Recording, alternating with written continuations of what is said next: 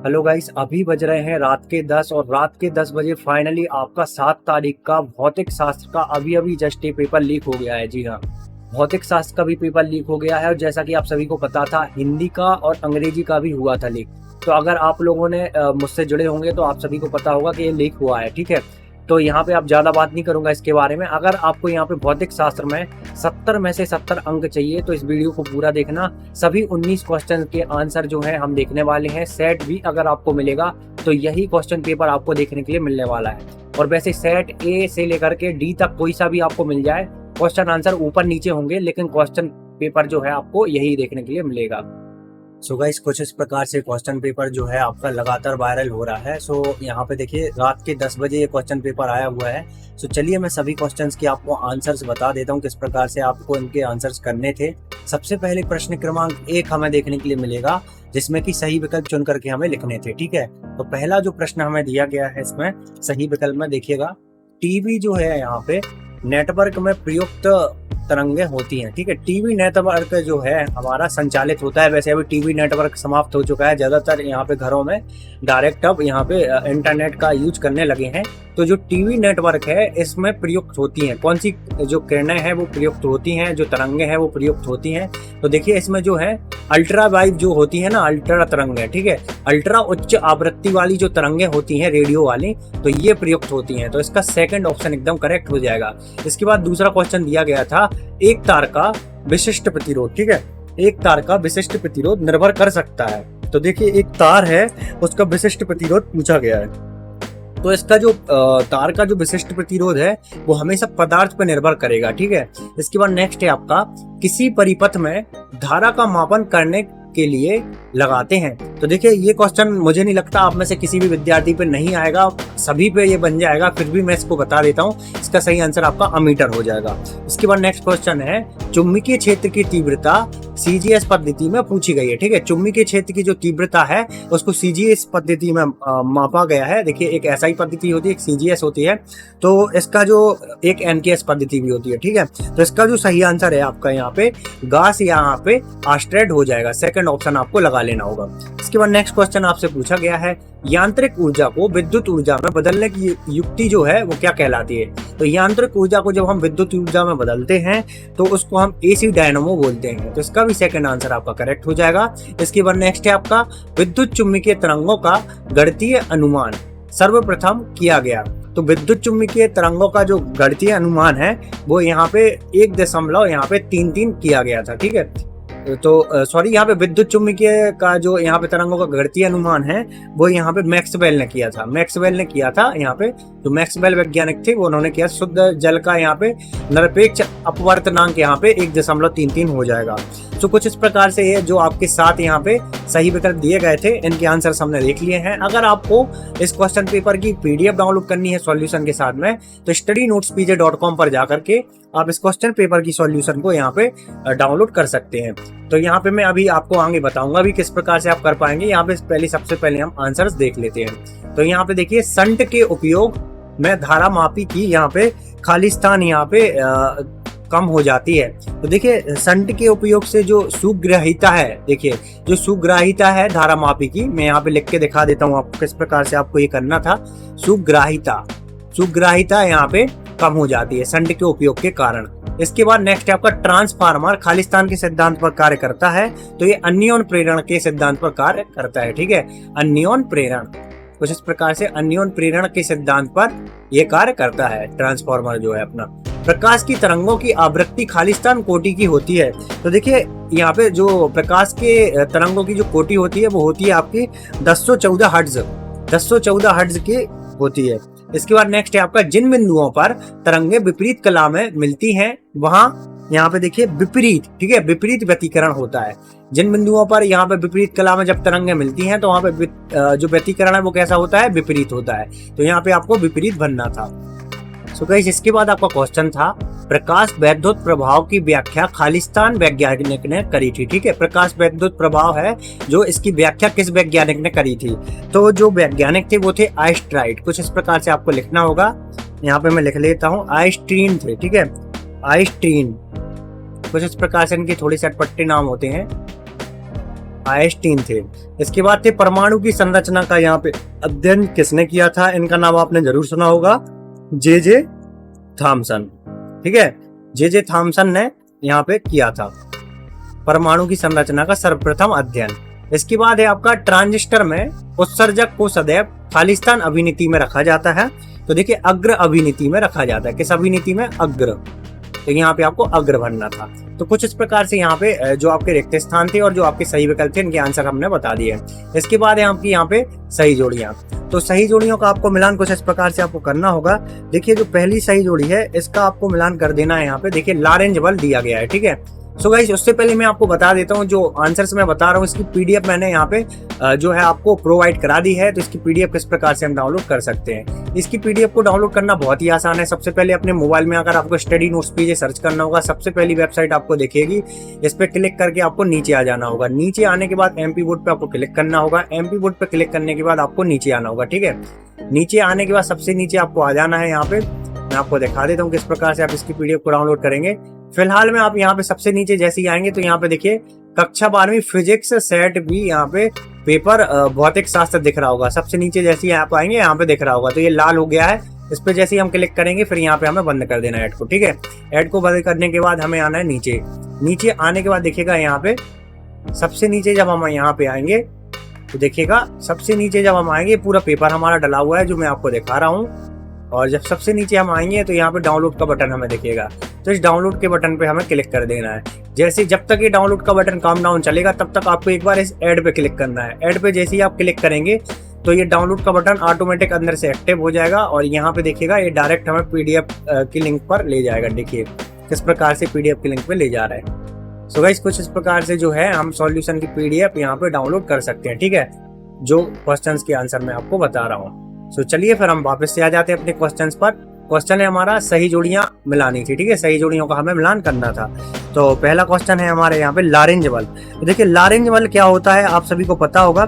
जो लॉरेंज बल है हमारा यहाँ पे इसका जो फार्मूला है Q यहाँ पे V sin थीटा। ठीक है, Q V sin थीटा। ठीक है, कुछ इस प्रकार से सेकंड वाले से आपको इसका मिलान करना था। ठीक है, नेक्स्ट है आपका वाइस्टीन धारा के लिए, बाटहीन धारा के लिए। बाटहीन धारा के लिए आप किससे मिलान करेंगे, बाटहीन जो धारा है P average is equal to theta. ठीक है, P average is equal to theta से आपको मिलान करना है। पराबैंगनी किरणें, तो जो पराबैंगनी किरणें हैं वो यहाँ पे कीटाणु नाशक हो जाएंगी। ठीक है, पराबैंगनी जो किरणें हैं वो कैसी हो जाएंगी, कीटाणु नाशक। इसके बाद है अवतल लेंस। तो अवतल लेंस का आप मिलान करेंगे यहाँ पे, अवतल लेंस का आपको अपसारी लेंस से मिलान कर देना है। ठीक है, अवतल लेंस का कैसे करेंगे आप, अपसारी लेंस से। इसके बाद है आपका यहाँ पे रदरफोर्ड। तो रदरफोर्ड का आपको यहाँ पे मिलान करना है। देखिए रदरफोर्ड जो है यहाँ पे वो यहाँ पे परमाणु के नाभिकीय मॉडल की यहाँ पे इन्होंने गणना करी थी। ठीक है, इलेक्ट्रॉन बहुसंख्यक। तो इलेक्ट्रॉन बहुसंख्यक का आपको मिलान करना है यहाँ पे। इलेक्ट्रॉन बहुसंख्यक एन टाइप के यहाँ पे बहुसंख्यक हो जाएंगे। फिर बचा है लास्ट आपका फोटॉन की ऊर्जा। तो यहाँ पे हो जाएगा आपका HO। ठीक है, HO फोटॉन की ऊर्जा हो जाएगा। तो कुछ इस प्रकार से यहाँ पे सही जोड़ियों का आपको मिलान करना था। इसके बाद थी आपकी यहाँ पे एक वाक्य एक शब्द में उत्तर। तो देखिए बुलियन सूत्र हमें दिया गया है y is equal to a plus B. ठीक है, बुलियन सूत्र y is equal to a plus B के द्वारा हमें कौन सा यहाँ पे लॉजिक गेट जो है वो प्रदर्शित होता है। तो देखिए लॉजिक गेट का नाम पूछा गया है तो नॉर गेट हो जाएगा आपका। नॉर गेट जो है आपका वो यहाँ पे प्रदर्शित होता है। नेक्स्ट है आपका यहाँ पे परमाणु का ग्रहीय मॉडल किसने प्रस्तुत किया था। तो रदरफोर्ड ने किया था ये मॉडल। ठीक है, रदरफोर्ड आपको यहाँ पे लिख देना है। क्या लिखेंगे आप, रदरफोर्ड।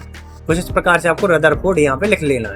नेक्स्ट है आपका विकिरण की ऊर्जा एवं आवृत्ति में संबंध हमें बताना था। तो देखिए E इज इक्वल टू क्या हो जाएगा, E is equal to HV। ठीक है, E is equal to HV आपका हो जाएगा। नेक्स्ट है आपका लेंस की क्षमता का मात्रक क्या होता है। ये आप सभी को पता होगा, डायऑप्टर होता है। ठीक है, डायऑप्टर, ये आप सभी को पता होगा, डायऑप्टर होता है। ये आपको लिख लेना। ठीक है, अनुपात E अपॉन H का मात्रक पूछा गया है तो ये होता है आपका ओम। ओम का ही यहाँ पे जो है अनुपात E अपॉन H होता है। अन्योन प्रेरण का एक हमें उदाहरण बताना था। तो अन्योन प्रेरण का एक उदाहरण आपका ट्रांसफार्मर हो जाएगा। क्या हो जाएगा, ट्रांसफार्मर हो जाएगा। ठीक है, इसके बाद था आपका यहाँ पे नेक्स्ट आपका ट्रांसफार्मर, यहाँ पे इसका आंसर हो जाएगा। इसके बाद चुंबकीय क्षेत्र का यहाँ पे विमीय सूत्र लिखना था। ठीक है, तो चुंबकीय क्षेत्र का जो विमीय सूत्र है वो हो जाएगा आपका एम टी, यहाँ पे क्या लिखेंगे आप, एम टी माइनस टू और आपका हो जाएगा ए, ठीक है, एम टी माइनस टू ए। कुछ इस प्रकार से आपको ये विमेय सूत्र लिखना था, तो ये आपका विमेय सूत्र हो जाएगा। इसके बाद नेक्स्ट क्वेश्चन आपका दिया गया था, विद्युत बल रेखाएं एक दूसरे को क्यों नहीं काटती हैं, ये हमें बताना था। और अथवा में था गासियन पृष्ठ क्या होता है, ठीक है।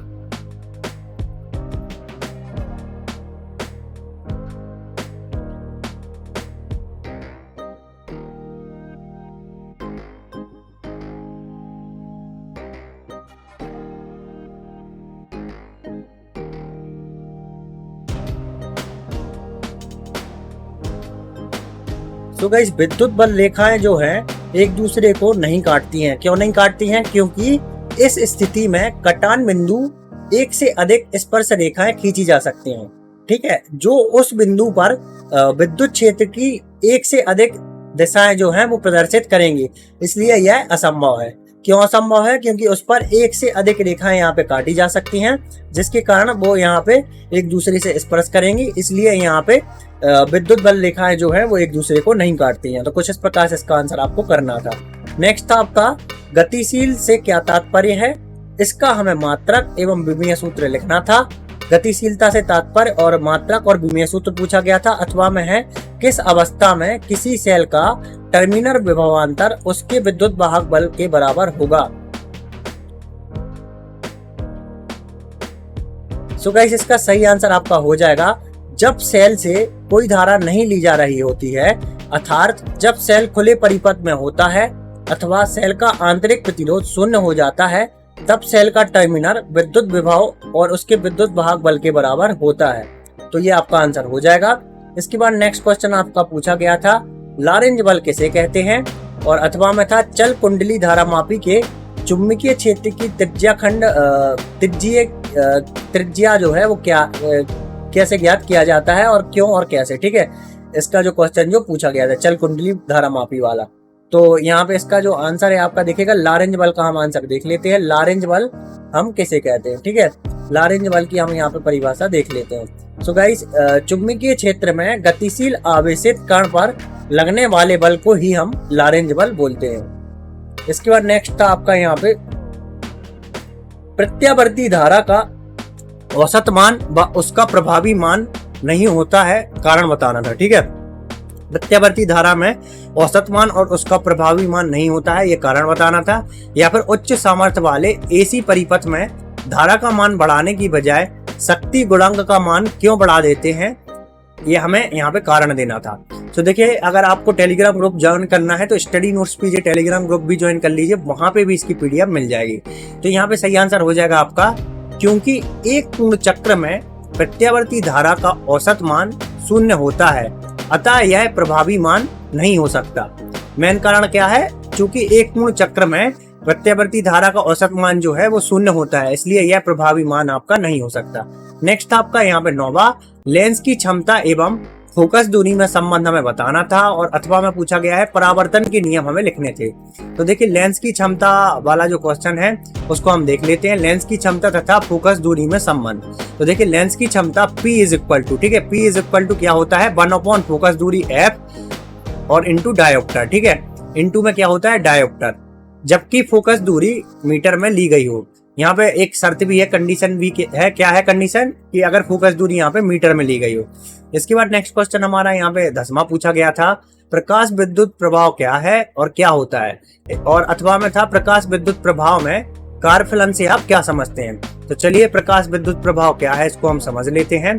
तो जो प्रकाश विद्युत प्रभाव है, जब किसी धातु के पृष्ठ पर कम तरंग दैर्ध्य या दृश्य प्रकाश आपतित होता है तो धातु के पृष्ठ से इलेक्ट्रॉन उत्सर्जित होने लगते हैं, अतः इस घटना को हम प्रकाश विद्युत प्रभाव कहते हैं। तो आप चाहें तो यहाँ पे बार बार क्वेश्चन को यहाँ पे वीडियो को सुन सकते हैं, जिससे कि आपको ये क्वेश्चन जो है साथ साथ में याद होते जाएंगे। नेक्स्ट यहाँ पे दिया गया है H अल्फा रेखा किस क्षेत्र में मिलती है तथा यह कब प्राप्त होती है, और अथवा में था रदरफोर्ड के अल्फा कण प्रकीर्णन प्रयोग में प्राप्त 2 मुख्य हमें निष्कर्ष बताने थे, ठीक है।